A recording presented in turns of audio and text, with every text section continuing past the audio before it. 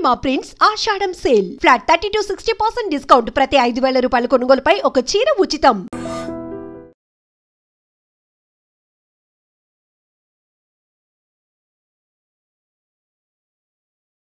Kubera cinema దీని success అంటే ఇలాంటి కథలు ఇంకొన్ని చెప్పొచ్చు అనే కాన్ఫిడెన్స్ కలిగించింది.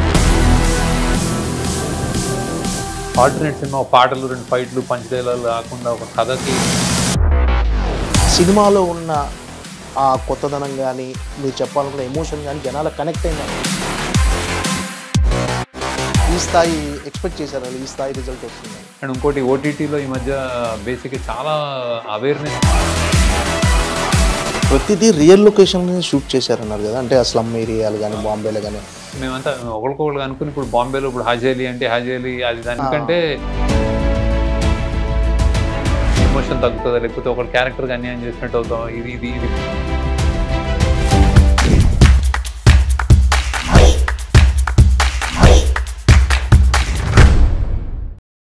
సార్ నమస్తే సార్. నమస్తే, కంగ్రాట్స్ సార్. Thank you. అందరు అనుకున్నట్టుగానే కుబేరా మంచి బ్లాక్ బస్టర్ అయింది. ఇప్పుడు ఏం సార్ అంత రిలాక్స్గా ఉన్నారా? అంటే ఇన్ని రోజులు హరిబరి, పోస్ట్ ప్రొడక్షన్, నిద్రలేని రాత్రులు ఇవన్నీ అంటే గడిపారు కదా, ఇప్పుడు రిలాక్స్ అయినట్టేనా? కొంచెం మైండ్ అయితే కొంచెం రిలాక్స్ అవుతుంది, మెల్లగా ఇప్పుడిప్పుడే సింక్ ఇన్ అవుతుంది. సో ఒకేసారి పెద్ద ఎంత పనులు ఫుల్ హడావిడిలో ఒకసారి సడన్గా ఒక సైలెన్స్ ఉంటుంది. సైలెన్స్లో అది సినిమా బాగా ఆడుతుంది కాబట్టి I'm really happy. So relief వస్తుంది ఫస్ట్, అంటే అంత. సో అలాంటి ఫేజ్లో ఉన్నాను. సో అండ్ ఆల్సో ఇది నాకు కూడా చాలా పెద్ద క్యాన్వాస్, పెద్ద స్టార్స్, పెద్ద సినిమా, పెద్ద బడ్జెట్ అన్నీ ఎక్కువ అంటే పాన్ ఇండియా ఇవన్నీ చేశాం కదా. సో కొన్ని లర్నింగ్స్ ఉంటాయి అన్నీ. సో రిలీవ్డ్గా ఉంది ఫస్ట్. సో అవి వెళ్ళిందని. ఓకే, మొక్కులు కూడా చెల్లించినట్టున్నారు తిరుపతికి వెళ్ళి వచ్చేసి.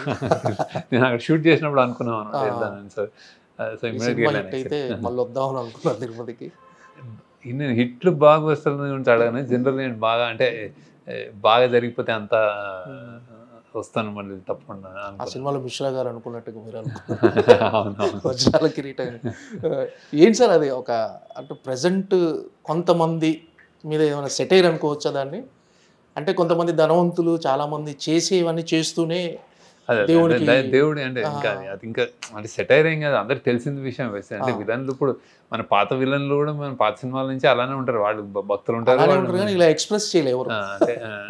అంటే వేరే అంటే జస్ట్ కొత్త టేక్ అని కూడా అన్నాను. బేసిక్గా అలాంటి క్యారెక్టరైజేషన్స్ మనకు ఇప్పుడు ముత్యాల మొగ్గ నుంచి రావుగోపాలరావు వస్తున్నాడు, ఆయన అంటే కూతురు ఒకలా వేరే వాళ్ళు ఒకలా, అంతే కదా బేసిక్. అంటే ఇప్పుడు అంటే మనం డబ్బు సంపాదించడము, మన ఫ్యామిలీని చూసుకోవడము, ఆ బాధ్యతలు చూసుకుంటూనే వేరే వాళ్ళకి ఏమైనా ప్రపంచం ఏమైనా వేరే వాళ్ళకి ఏమైనా అంటే అసలు యాక్చువల్లీ పట్టనట్టు కూడా వాళ్ళకి కూడా తెలియదేమో. అంటే ఏమి ఇది నడుస్తుంది. అందుకే దేవుడి దగ్గరికి చెప్పుకోగలుగుతాం మనం. అంటే నాకు మంచి చేయని చెప్పుకోగలుగుతాం. అంటే 1000 మందికి చెడు చేసినా కానీ నాకు మంచి చేయని చెప్పుకునే ఒకటి ఉంటుంది కదా బేసిక్.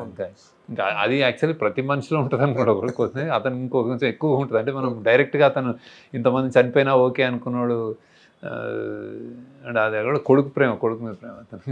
అంటే ఈ స్థాయి అప్లాజ్ కానీ, ఈ స్థాయి స్పందన కానీ, అంటే ఇంత అప్లాజ్ రావటం మీరు ముందు ఎక్స్పెక్ట్ చేశారా, లేకపోతే లేదు ఒక మంచి సినిమాగా ఉంటుంది అనుకున్నారా? ఈ స్థాయి ఎక్స్పెక్ట్ చేశారా ఈ స్థాయి రిజల్ట్ వస్తుందని? అంటే ఓవరాల్గా ఒకటే టాక్. అదే అంటే ఈ స్థాయి నేను ఏ సినిమాకి ఈ స్థాయి అని ఎప్పుడు అనుకోనండి. బేసిక్గా జనరల్గా కొన్ని అంటే బాగా అంటే మంచి సినిమా తీస్తున్నాము, కొత్తగా తీస్తున్నాము, అందరికి నచ్చుతుంది, స్పెషల్గా ఉంటుంది. అండ్ ఇంకోటి ఓటీటీలో ఈ మధ్య బేసిక్గా చాలా అవేర్నెస్ పెరిగిందేమో అని ఎక్కడో నాకు ఒక కాన్ఫిడెన్స్ అదొకటి ఉంది బేసిక్. అంటే ఎక్కడో మనం ఫిల్మ్ మేకర్స్గా మనం వెనకబడతామని ఆడియన్స్ కొంచెం ముందుంటారు ఎక్కువ. సో ఆ నమ్మకం ఉంది. అంటే ఈ మధ్య బాగా చూస్తున్నారు. అండ్ ఎనీథింగ్ ఒక్క రిపీట్ కానీ ఒక్క రొటీన్ ఉంటే ఒక్క షో కాదు, హాఫ్ షో కూడా పడట్లేదు, ఇంటర్వ్యూ నుంచే అంతే ఇంకా అసలు వెళ్ళిపోతున్నారు. సో ఇలాంటివన్నీ ఏమనిపించిందంటే దే ఆర్ ప్రాబబ్లీ వెయిటింగ్.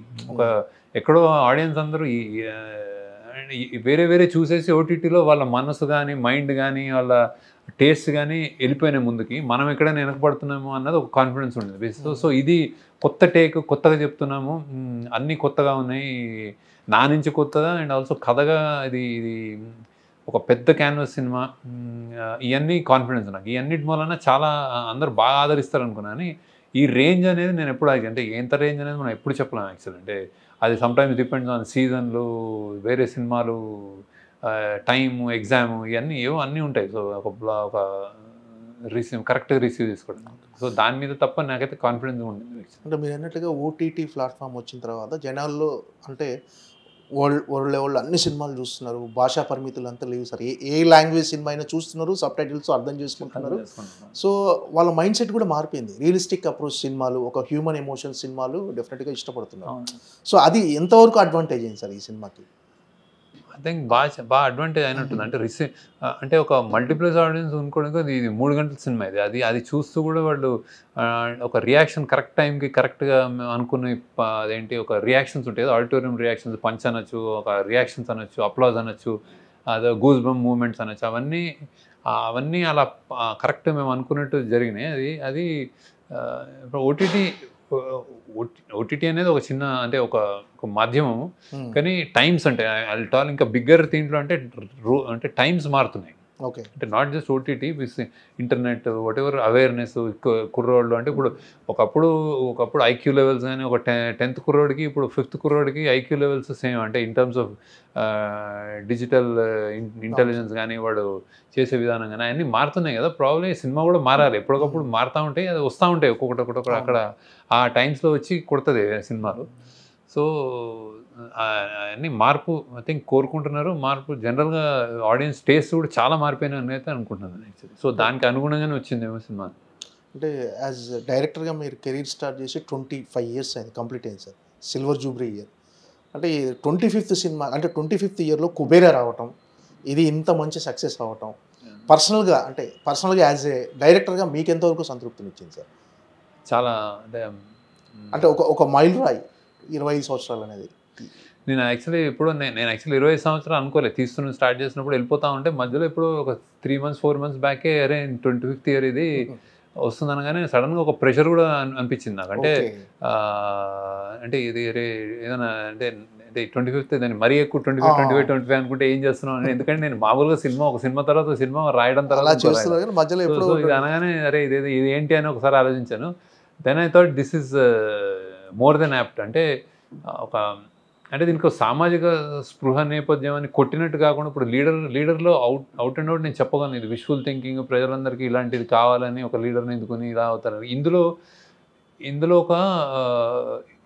ఇందులో ఒక సామాజిక స్పృహ కంటెంట్ కానీ ఒక అవేర్నెస్, ఇప్పుడు నేను చెప్పాలనుకున్న విషయాలు ఒక రిచ్ పవర్ డివైడ్ కానీ, క్లాస్ డిఫరెన్స్ కానీ, ఒక అండర్ డాగ్, ఒక మార్జినలైజ్డ్ వ్యక్తి, వీకర్ వ్యక్తి స్టోరీ కానీ, ఇట్లాంటివన్నీ ఇవన్నీ గొప్ప విషయాలు. అంటే కానీ ఇది అంతర్లీనంగా నడుస్తున్నాయి సినిమా. ఇది చెప్పాలి అంటే ఏం చెప్తాము అనేది ఇందులో ఉండదు బేసిక్గా. సో బతుకు కోసం గొప్పోడు బతుకు, పేదోడు బతుకి తేడా లేదా, అంటే ఒక లైఫ్లో అంటే ఒక కంటెంట్మెంట్తో ఉండొచ్చా, ఏదైనా సరే నువ్వు నీ జీవితం పట్ల ఒక ప్రేమతో ఉండాలన్న అంటే చాలా ఉన్నాయి బేసిక్ ఇందులో. సో ఒకటని కాదు. సో ఇలాంటి and also on the face of it class difference, ఇంత పెద్ద అత్యంత ధనవంతులు ఉన్న డివైడ్ ఉంది కదా, ఆ డివైడ్ చూపించడం, ఒక 2 ప్రపంచాలు చూపించడం, ఇట్లాంటివన్నీ కుదిరినందుకు నేను యాక్చువల్లీ ఇది మంచి నా 25th ఇయర్లో చాలా కరెక్ట్ సినిమా అనిపించింది యాక్చువల్లీ. అండ్ ఇంత స్కేల్ సినిమా కూడా. అంటే ఇది ఎక్కడో ఇది అంటే నేను అసలు నాకు తెలియదు కానీ యాక్చువల్లీ జర్నలిస్ట్ కానీ వీళ్ళు కానీ అదే అసలు రీడిఫైన్ చేసుకున్నాడు తను ఇంకేదో పెద్ద. అంటే నేను అప్పుడు నాకు అంటే అందరూ ఏమనుకుంటారు, నేను ఇలా చేయలేని అనుకుంటారని నాకు అనుమానం వచ్చింది. నేను మామూలుగా తీశాను బేసిక్గా. అంటే ఇదేదో కొత్తగా ఉంది, వేరే స్కేల్లో ఉంది, వేరే చూపించాడు ఏదో అని అవన్నీ నేను ఎక్స్పెక్ట్ చేయలేదు. మామూలుగా కథ రాసి తీసాం అంతే. సో బట్ 25th ఇయర్కి యాప్టే అనుకున్నాను. అంటే 25 సంవత్సరాలు మీరు తీసింది 10 సినిమాలే. సాధారణంగా దర్శకులు ఎలా ఉంటారంటే మామూలుగా కమర్షియల్గా ఆలోచించి వచ్చిన సక్సెస్ని క్యాష్ చేసుకోవాలనుకుంటారు. మీరు మాత్రం చాలా స్లోగా మీకు నచ్చిన సినిమాలు, మీరు ఏం చెప్పాలనుకుంటారు అవి సినిమాలు చేస్తూ వెళ్ళిపోతున్నారు. అంటే మీరు ఈ 10 సినిమాలు అంటే 10 సినిమాలు తీయటమే అంటే మీరు సంతృప్తిగా ఉన్నారు సార్? అంటే మీరు చేసిన ఈ సినిమాలతో అబ్సల్యూట్లీ సంతృప్తి ఉన్నాను. అంటే అది నన్ను చాలా ప్రౌడ్గా కూడా ఉన్నాను.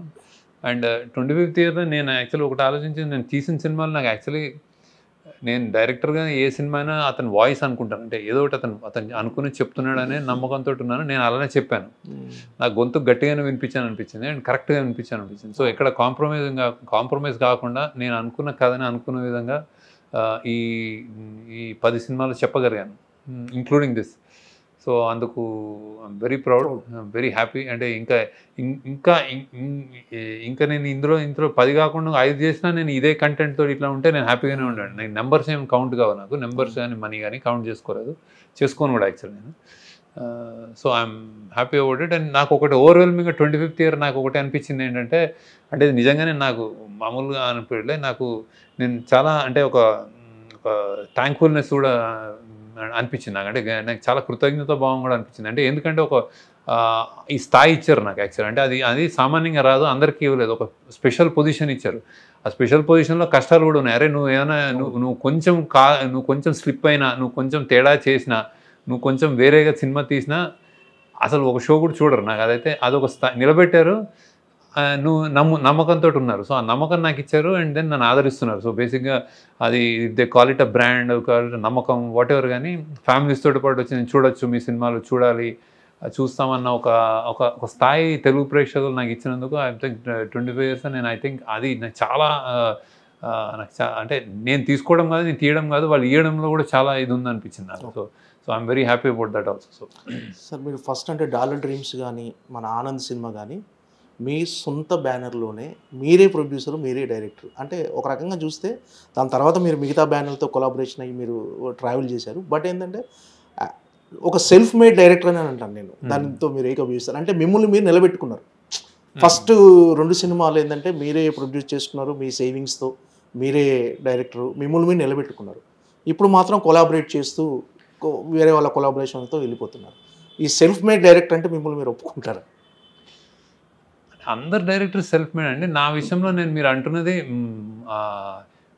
అదేంటి ఎకనామిక్స్, అంటే క్రియేటివ్గా ప్రతి వాళ్ళు స్టోరీ రాసుకుంటారు, తీస్తారు. నేను అంటున్నది నాకు సపోర్ట్గా నేను మనీ కానీ అంటే ఆ కష్టాలు కొంచెం అంటే అది నిలబడ్డాను. డైరెక్ట్ క్రియేటివిటీతో పాటు ఫైనాన్షియల్ అండ్ అదే ఇప్పటిదాకా కంటిన్యూ అవుతుంది. అంటే అక్కడి నుంచే నేను కొంచెం అదేంటి మా టీం జస్ట్ నేను డైరెక్షనే కాదు కానీ ఒక టీం నేను చేసి డైరెక్షన్ టీం బిల్డ్ చేసినప్పుడు వీళ్ళందరూ చేసినప్పుడు వాళ్ళు అన్ని పనులు మేము సినిమాని ఆల్మోస్ట్ జాగ్రత్తగా ఒక జస్ట్ డైరెక్షన్ నేను వచ్చి రాశాను, మీరు అందరూ అరేంజ్ చేయండి, నేను వచ్చి తీస్తాను అనేది అలాంటి ప్రొడ్యూసర్ చాలామంది ఉన్నారు. అంటే అలాంటి ఫెసిలిటీస్ ఇచ్చి చేసేది. కానీ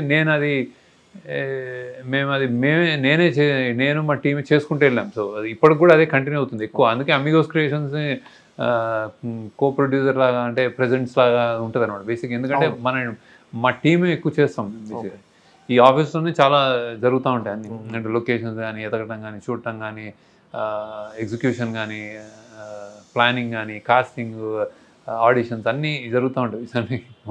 ఫుల్ లైఫ్ సైకిల్ అంటే చేస్తాం మేము.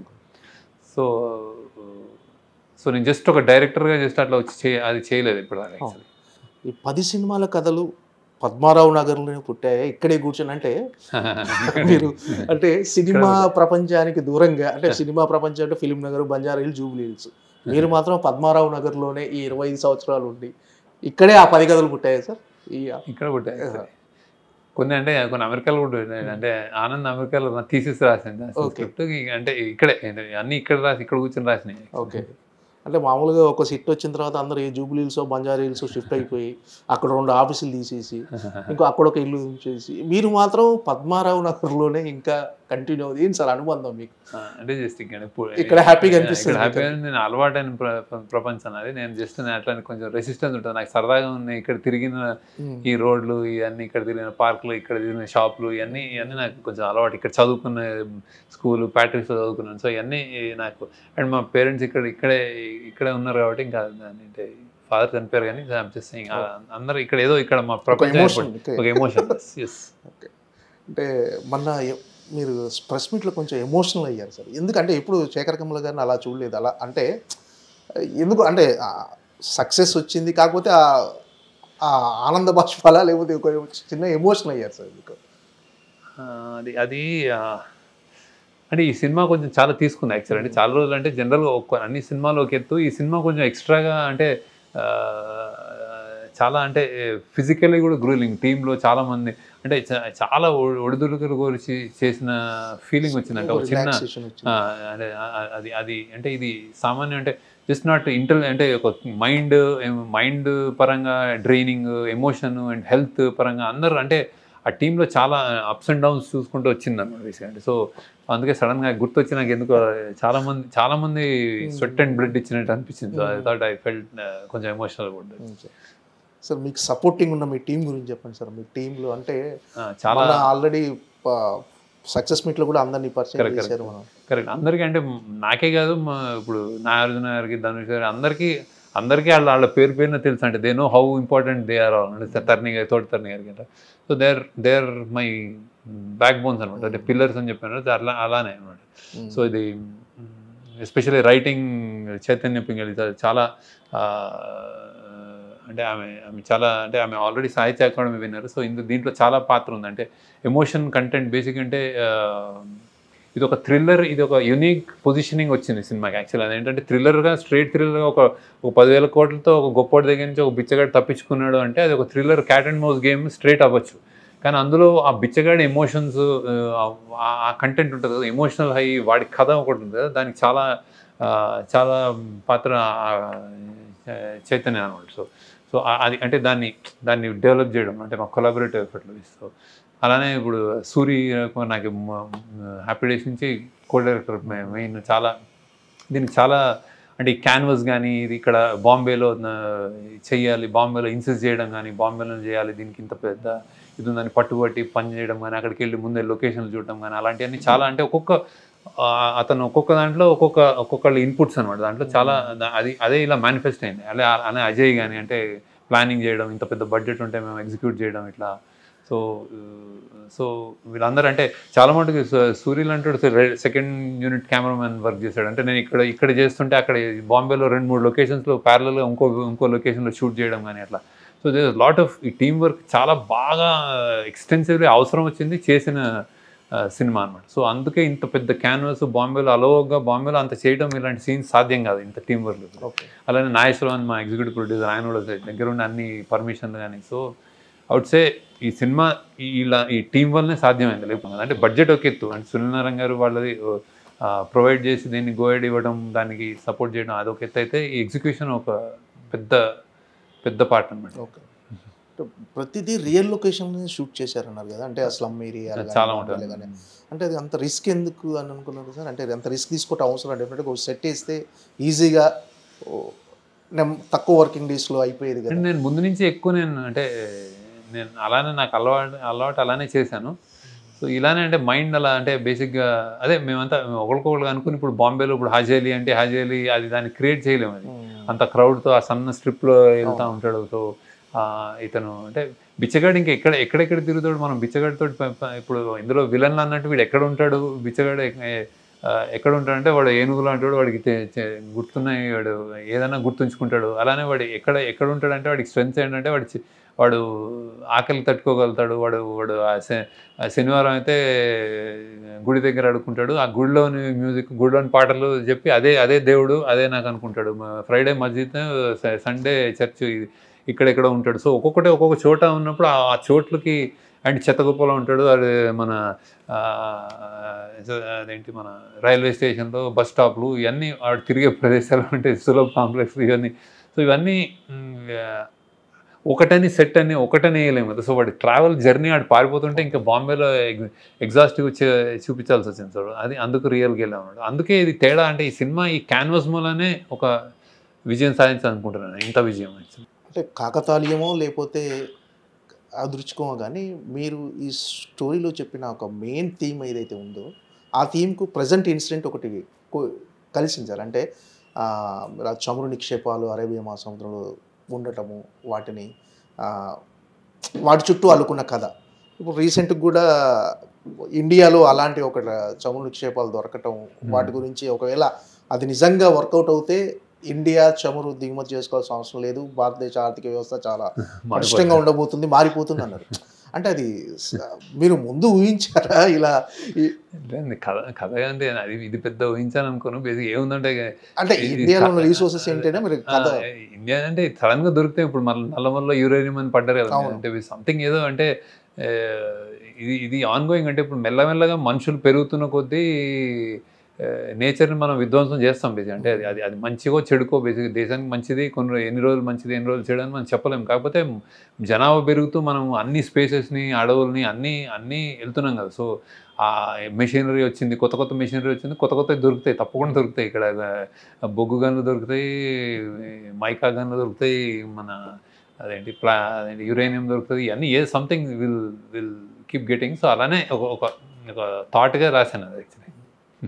అంటే ఈ బాక్స్ ఆఫీస్ కలెక్షన్లు రికార్డులు ఇవన్నీ పట్టించుకుంటారు సార్ మీరు? మామూలుగా సినిమా రిజల్ట్ వచ్చిన తర్వాత నేను పట్టించుకోవడం అంటే డెఫినెట్గా పెట్టింది రావాలని అయితే అది నేను ఇప్పటిదాకా నా కెరీర్లో ఇన్ని సంవత్సరాలు ఇంకోటి నేను తీసిన సినిమాలు ఏదైతే నాకు సాటిస్ఫాక్షన్ నా వాయిస్ అని చెప్పాను, అలానే ఎప్పుడు నేను నా వలన ఎవరైనా అంటే డిజాస్టర్లు పోయినాయి అనేది ఇప్పటిదాకా నాకు నా ఇదిలో లేదు యాక్చువల్లీ.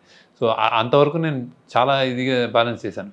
ఒక అనామిక ప్రాబ్లీ ఏది ఉంది కానీ అది కూడా మల్టిపుల్ లాంగ్వేజెస్లో రీమేక్ ఇది కాబట్టి వర్కౌట్ అయిపోయింది అది కూడా యాక్చువల్లీ. కాకపోతే అసలు థియేటర్స్ ఎవరు రాలేదు, అంటే అది ఉందని కూడా తెలియదు యాక్చువల్లీ వచ్చినప్పుడు. కానీ ఓటీటీ ప్లాట్ఫామ్లో అది జస్ట్ అంటే ప్రొడ్యూసర్ అది మల్టీనేషనల్ కంపెనీ కాబట్టి వాళ్ళకి కొన్ని సో అది వర్కౌట్ అయింది. సో నా గర్వంగానే చెప్తానంటే బేసిక్గా నేను తీసిన సినిమాల్లో ఎప్పుడు ఏది ఫైనాన్షియల్లీ ఏది తేడా చేయలేదు యాక్చువల్లీ.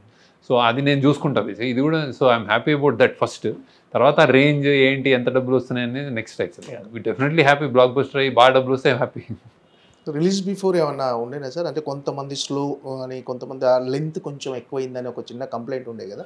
అది మీ మదర్ చూసి కూడా ఇంకొక పావు గంట ఉంటే బాగుంటుందా అని మీతో అనిపించింది. అంటే అది ఒక 1% పీపుల్ ఎవరికైనా అనిపించి ఉండొచ్చు, కానీ ఇలాంటి డిస్కషన్ బిఫోర్ రిలీజ్ ఏమైనా వచ్చింది? అంటే అసలు జస్ట్ 3 గంటలు అనగానే వస్తుంది. ఎందుకంటే మనం మల్టీప్లెక్సెస్లో 2.5 hours 2 hours 15 minutes అయితే నెంబర్ ఆఫ్ షోస్ కూడా పెరుగుతాయి.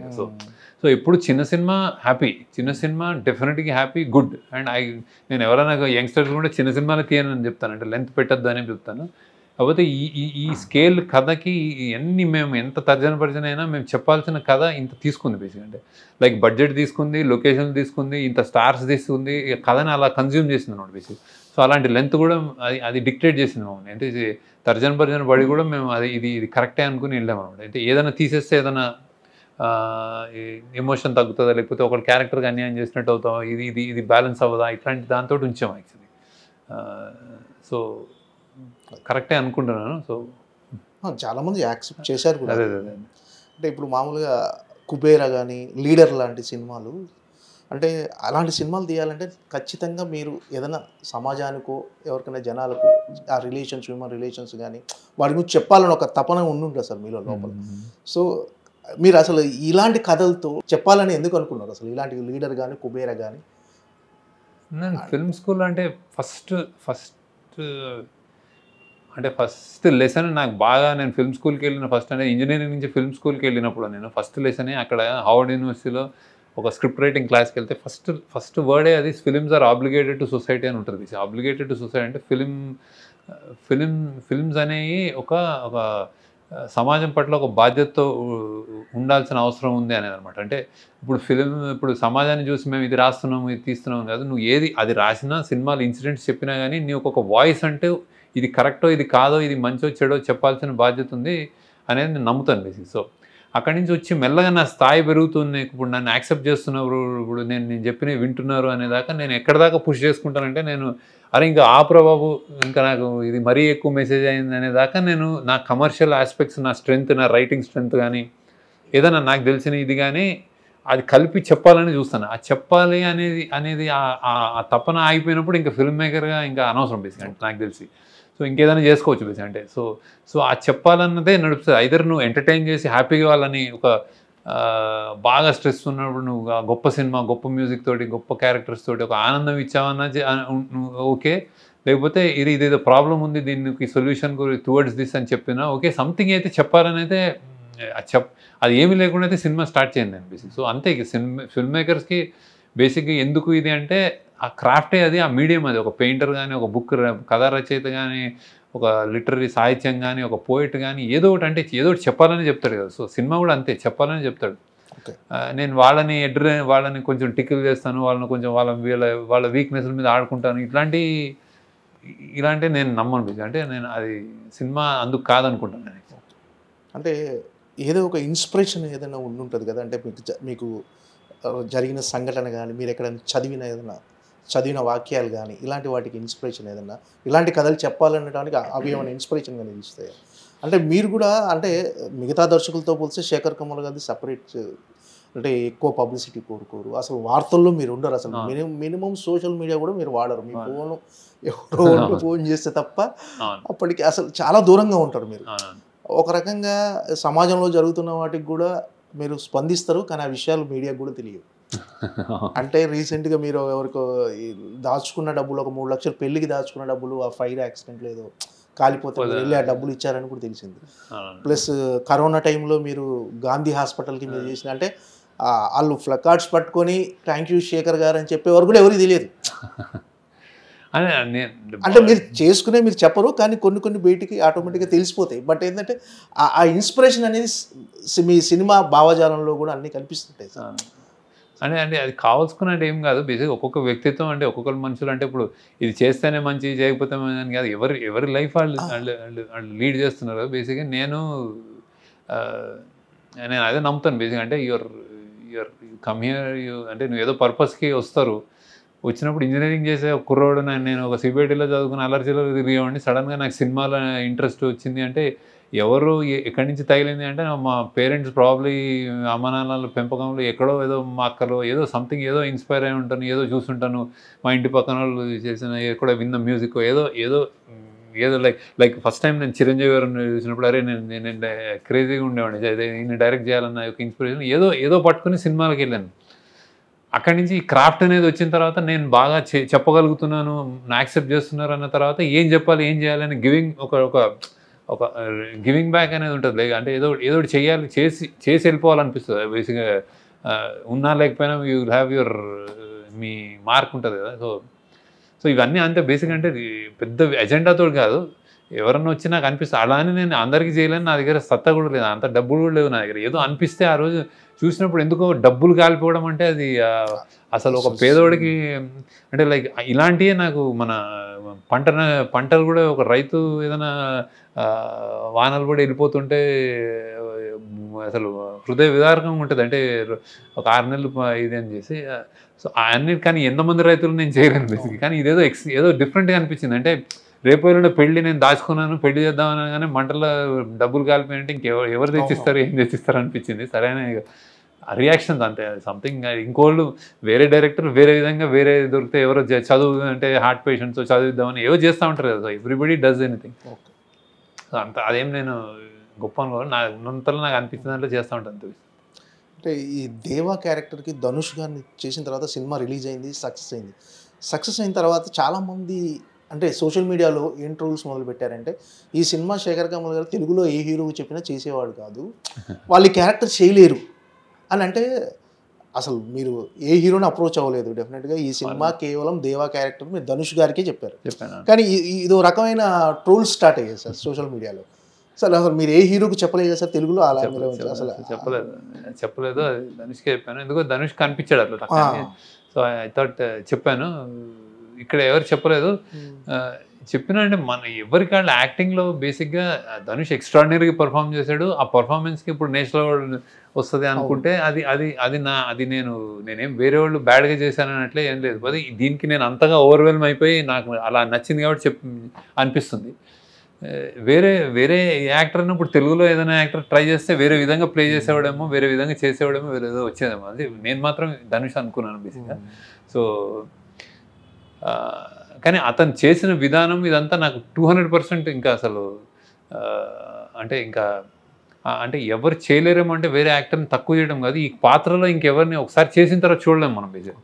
సో ఇప్పుడు స్వాతి ముత్యం కమల్ హాసన్ చేశారంటే ఇంకెవరైనా ఊహించగలరా అంటే చేయలేము మనం అట్లా. So once it's delivered. So ఈయన డెలివర్ చేసేసాడు ఒకటి అది. సో అది ఎక్సెప్షనల్గా చేశాడు.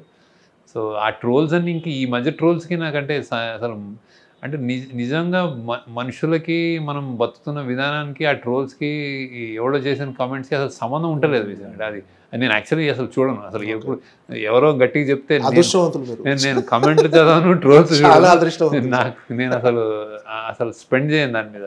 నేను ఆ Instagram reels bites whatever ఏమంటున్నారో నాకు అసలు తెలియట్లేదు కూడా. జెన్జీ టర్మినాలజీ కూడా నాకు చాలా తెలియదు యాక్చువల్లీ. సో మెల్లగా ఏదైనా తెలుసుకోవాలేమో కానీ నేను చూడను యాక్చువల్లీ. నేను చూసినా కానీ నేను ఎఫెక్ట్ అవ్వను బేసిక్. అంటే నాకు ఇంకా అంటే నేను ఇమాజిన్ చేయగానే అక్కడ ఎక్కడో కుర్రాడో 10వ క్లాస్ వాడు కూడా పెట్టి నేను ఇష్టం వచ్చినట్టు అది వాడికి ఏం తెలుసో తెలియదో, వాడి ఫ్యాన్ ఎవరిదన్నా వేరే హీరో ఫ్యాన్ ఉంటే మా హీరో చేయడం ఏమన్నా 2 కొట్టేయడం అయిపోయింది. అంటే ఆనంద్ అంటే డాలర్ డ్రీమ్స్ శేఖర్ కమ్ల గారికి ఇప్పుడు కుబేర శేఖర్ కమ్ల గారికి 25 years జర్నీ. ఈ జర్నీలో మీలో మీరు గమనించిన మార్పు ఏదైనా ఉందా సార్? ఇది మార్చుకున్నా బెటర్ ఇవాల్వ్ అయి ఉంటాను, బెటర్ పర్సన్ అయి ఉంటాను, బెటర్ ఇవాల్వ్ అయి ఉంటాను, మోర్ పొలిటికలీ మోర్ ఇంకా అంటే ఎదిగి ఉంటాను బేసిక్గా. 25 years తక్కువ టైం కాదు. అంటే అంటే మనం సమాజంలో బతుకున్నప్పుడు ఎవ్రీడే ఒక లెర్నింగే ఉంటుంది. ఎవ్రీ మనిషితో ఒక పరిచయము అదొక లెర్నింగే. ఎవ్రీ సినిమా ఒక లెర్నింగే. అంటే ఇంకా ఎవ్రీ ఒక నీ వయసులో నీకు ఎవ్రీ ఒక సంవత్సరం నువ్వు బెటర్ అవుతూ ఉంటావు. నీకు ఫిజికల్గా నీ జుట్టు తెల్లబడుతుంది. అదితో పాటు మైండ్ ఎదగాలి, తప్పకుండా ఎదగాలి. నీకు ఏదో ఒక మనం ఇంకా టైమ్స్ చూసాము, అత్యంత దారుణమైన కరోనా లాంటివి చూసాము. ఇవన్నీ చూసిన తర్వాత మనిషి అనేవాడు మారకుండా అయితే ఉన్నాడు. సో నేను ఆ మార్పులో వచ్చి ఉంటే నాకు ఫిల్మ్ మేకర్గా నేను బెటర్ సినిమాకు బెటర్మెంట్ అంటే అవగాహన నాకు కొన్ని తెలియని తెలిసి ఉండొచ్చు, నేర్చుకుని ఉండొచ్చు. సో పొలిటికల్లీ కరెక్ట్గా అంటే ఏం చెప్పాలి ఇంకొంచెం బెటర్ అయి ఉంటానండి అని అనుకుంటాను నేను.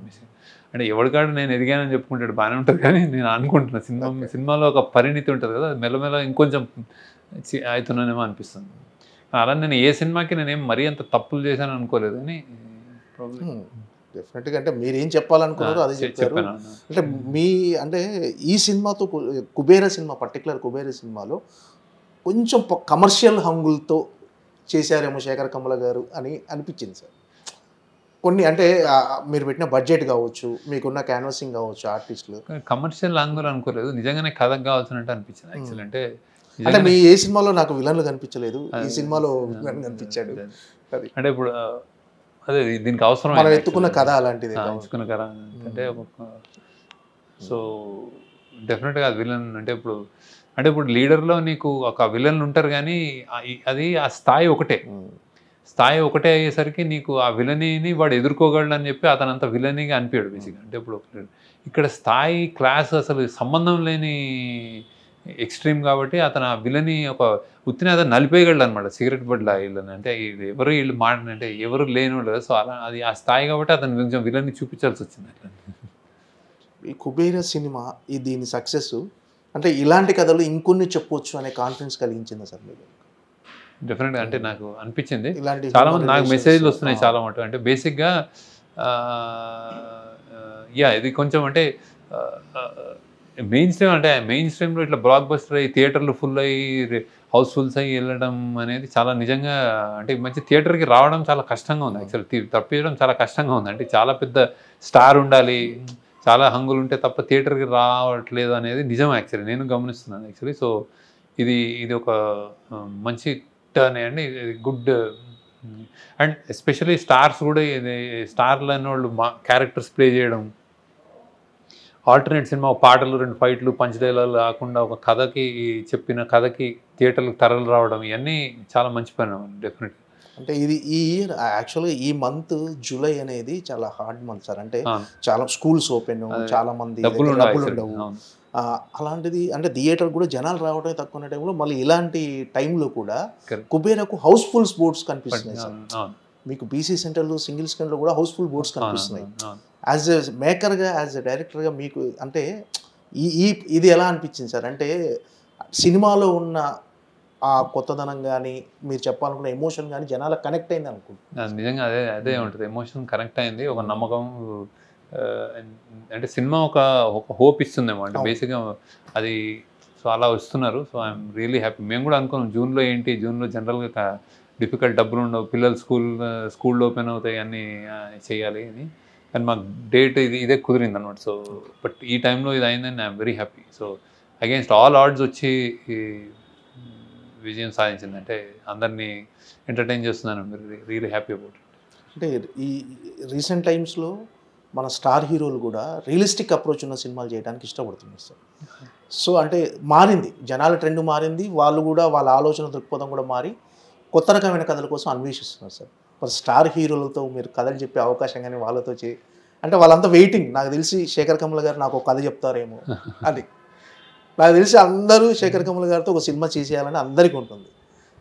అంటే ఇది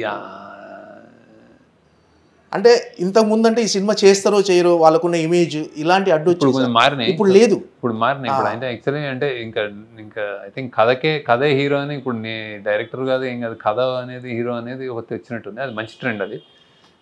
కానీ నా లిమిటేషన్ నేను ఎప్పుడు రాస్తాను, ఎప్పుడు తీస్తాను, ఏమవుద్ది, ఏ కథ వస్తుంది అనేది నాకే తెలియదు. సో అది but I think it's a very మంచి పరిణామం. That very good trend that especially Telugu వాళ్ళలో నాకు అది ఆ మార్పు అనేది చాలా కనిపిస్తుంది తెలుగు ఆడియన్స్లో. సో తెలుగు ఆడియన్స్ ఎప్పుడు terrific film lovers, but terrific commercial film lovers.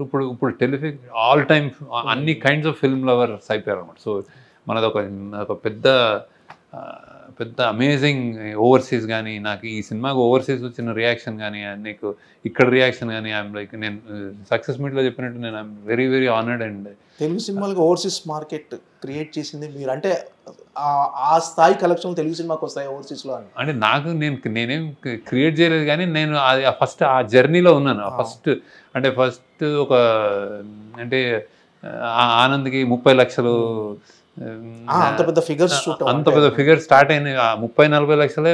Next మన గోదావరికి 1.5 కోటి, హ్యాపీ డేస్కి 3 కోట్లు, ఇట్లా నేను ఆ రేంజ్లో ఎప్పుడు టాప్లో ఉండేవాడు. అంటే ఇంత కొంటున్నాం అని.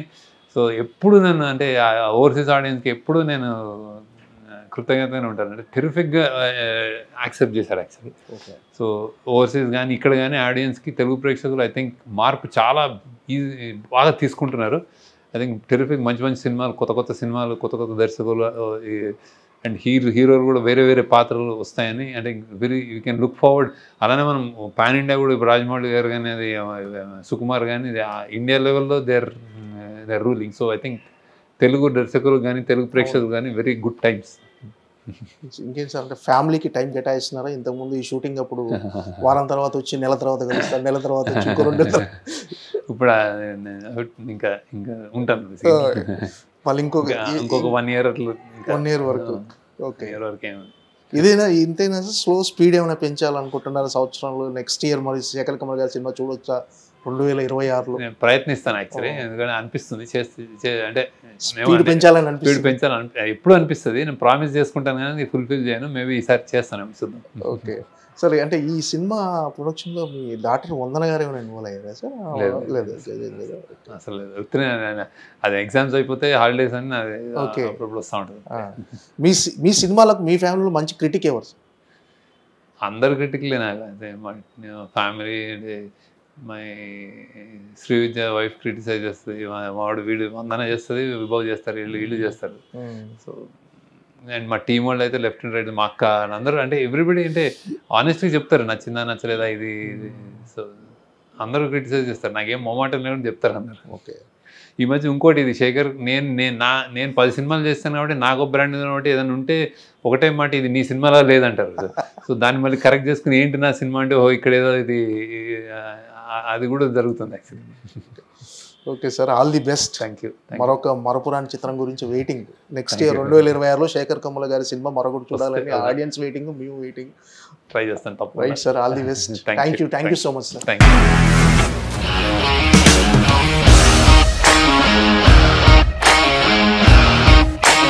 ఇండస్ట్రీలో కమిట్మెంట్ ఇష్యూస్ వస్తే నీకు కూడా వచ్చినట్టు? మార్నింగ్ తీసుకెళ్ళాలంటే కొట్టి పడేసాడు.